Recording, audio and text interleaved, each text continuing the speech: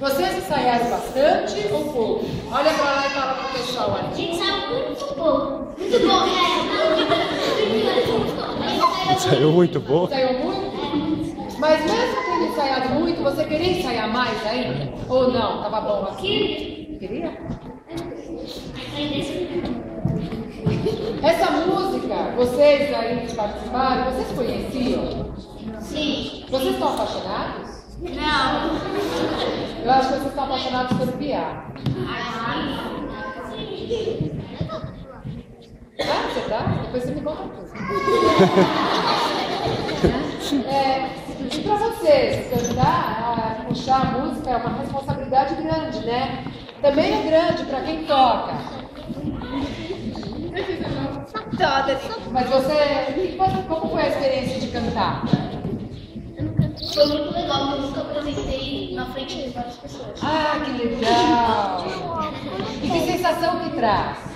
No começo dá um frio na barriga, depois é você. Ai, que legal! Dá um frio na barriga, dá um medo, né? Ai, ai, ai. Sai daí. Mais alguém da música quer falar sobre a Sai canção? daí. Eu gostaria de apresentar mais vezes. Você gostaria de apresentar mais vezes? Bom? Peraí, gente, peraí. Tem um vídeo.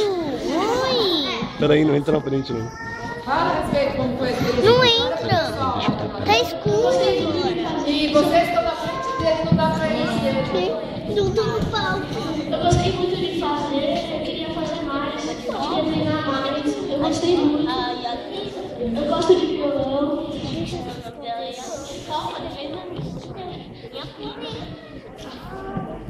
Eu gosto muito do piano, eu não conhecia nunca essa música, conheci a partir que eu comecei a tocar ela. Agora, vocês já perceberam que quando vocês ouvem rádio é diferente do que antes? Por quê? Porque agora a gente separa os instrumentos. Quando você ouve a música, você separa os instrumentos. Separa. Aí você percebe o que é que está tocando. Olha, vê só o que é o conhecimento. Né? E sobre as letras de músicas que vocês ouvem, mudou alguma coisa ou vocês ouvem a música igual ouvia antes? O que mudou? Porque o professor ensina muito, tá tocando uma música. E da letra da música, o que a música está mandando de mensagem, falando? Você prestou mais atenção ou não nisso daí? Não, eu prestei atenção aí que no começo falando. É que ele tá vendo. Agora ela viu que tá filmando e parou. Tá legal. Bom, então vamos